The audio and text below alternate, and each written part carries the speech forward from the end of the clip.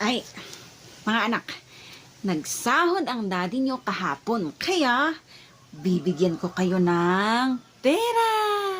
Oh, maghati kayong dalawa dyan, ha? Maraming salamat po, Tay.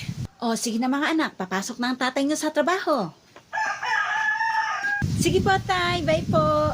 Wow, may pera na tayo, ate. Hati tayo dyan, ate, ah. Oo, wait lang. Bibilangin ko pa. Oo, akin na yung pera na binigay ng tatay nyo. Baka kung saan-saan nyo pa ipagbibili yan. Ate, huwag mong ibigay. Akin na yan. Baon nyo yan bukas. Akin na. Nay, huwag mong kunin.